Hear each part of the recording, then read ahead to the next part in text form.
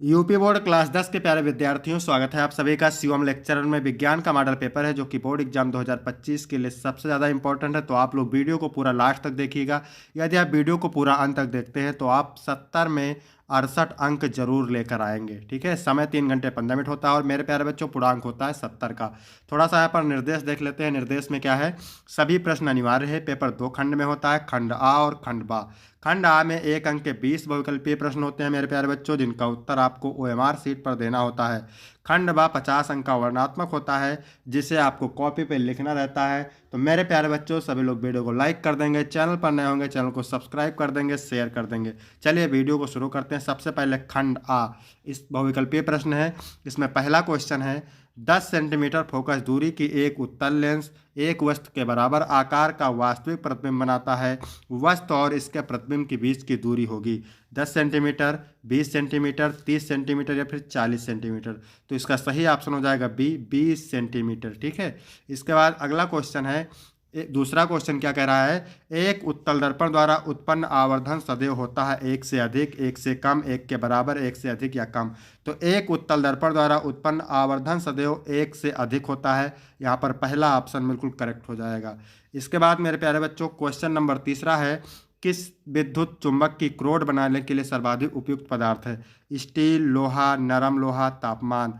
तो विद्युत चुंबक की क्रोड बनाने के लिए सबसे उपयुक्त पदार्थ है नरम लोहा। यहाँ पर सी करेक्ट हो जाएगा। इसके बाद मेरे प्यारे बच्चों चौथा क्वेश्चन है, जब एक श्वेत प्रकाश किरण किसी त्रिकोणीय कांच के प्रिज्म की सतह पर गिरती है तो यह प्रिज्म से निर्गत होने पर अलग अलग विचलन से विभिन्न रंगों में विभाजित हो जाती है। किस रंग के लिए विचलन न्यूनतम होता है, पीला, हरा, बैंगनी या लाल। तो बैंगनी रंग के लिए विचलन न्यूनतम होता है। यहाँ पर सी करेक्ट हो जाएगा। इसके बाद मेरे प्यारे बच्चों क्वेश्चन नंबर 5 है, जिस दर्पण की परावर्तक सतह अंदर की ओर मुड़ी होती है तो वो क्या होती है। समतल दर्पण होती है, उत्तल दर्पण होती है, बेलनाकार दर्पण या अवतल दर्पण। तो वो होती है अवतल दर्पण। क्या होती है, अवतल दर्पण। यहाँ पर डी करेक्ट हो जाएगा। इसके बाद मेरे प्यारे बच्चों क्वेश्चन नंबर 6 है, प्रेरित विद्युत धारा की दिशा ज्ञात करने का नियम क्या है। तो यह है फ्लेमिंग के बाएं हाथ का नियम। ठीक है मेरे प्यारे बच्चों, B option is correct answer.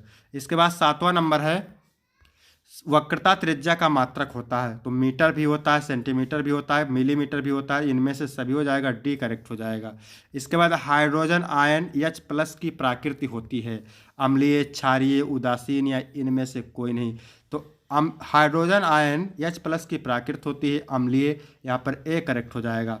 फिर है, धावन सोडा के एक अणु में जल के अणुओं की संख्या कितनी होती है, 2, 5, 8 या 10। तो यहाँ पर संख्या होती है कितनी, 2 होती है। ठीक है, ए ऑप्शन बिल्कुल सही हो जाएगा। इसके बाद में क्वेश्चन नंबर 10 है, निम्नलिखित में से कौन अधातु है, Cr, Fe2+, He, Hg। तो इसमें पूछा है अधातु, तो अधातु है He, यानी सी करेक्ट हो जाएगा। इसके बाद क्वेश्चन नंबर 11 है, धातुओं के लिए कौन सत्य नहीं है। धातुएं सदैव सहसंयोजक यौगिक बनाती हैं, ये सत्य नहीं है, ये गलत है। धातुएं धन आयन बनाती हैं, बिल्कुल सही है। धातुओं में इलेक्ट्रॉन त्यागने की प्रवृत्ति होती है, बिल्कुल सही। धातुओं में चालकता का गुण पाया जाता है। तो यहाँ पूछा है सत्य नहीं है, तो पहला ऑप्शन करेक्ट हो जाएगा। इसके बाद क्वेश्चन नंबर 12 है, प्लास्टर ऑफ पेरिस की जल से अभिक्रिया कराने पर बनता है इप्सम, जिप्सम, चूना पत्थर, इनमें से कोई नहीं। तो जिप्सम बनता है, बी करेक्ट हो जाएगा।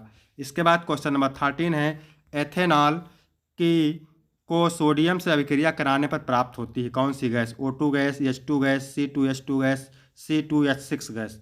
तो कौन सी गैस प्राप्त होती है मेरे प्यारे बच्चों, H2। ठीक है, बी ऑप्शन बिल्कुल करेक्ट हो जाएगा।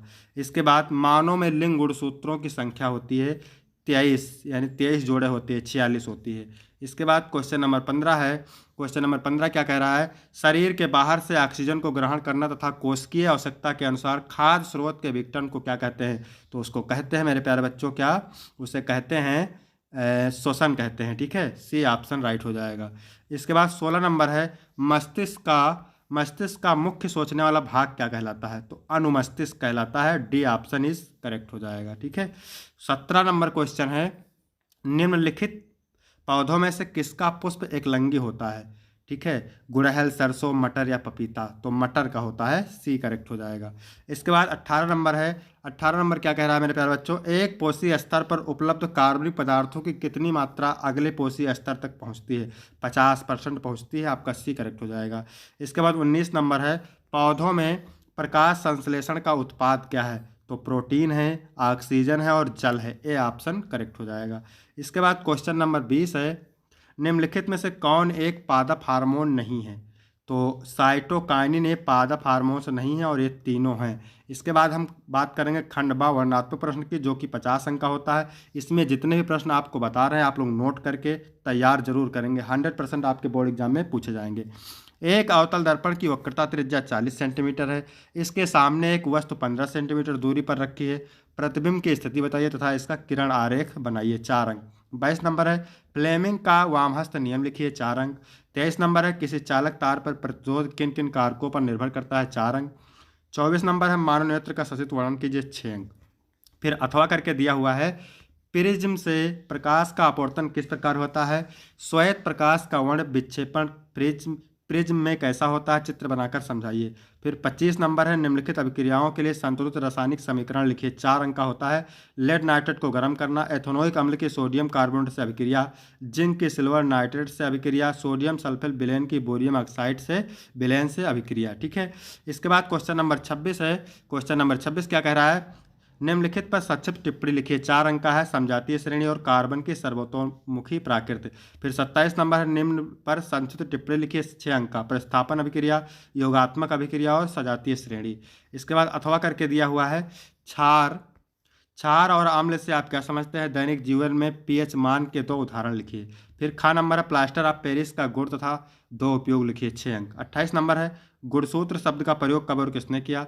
इसके कार्यों का उल्लेख कीजिए, 4 अंक। 29 नंबर है, समजात तथा समवृत्ति अंगों को समझाइए, 4 अंक।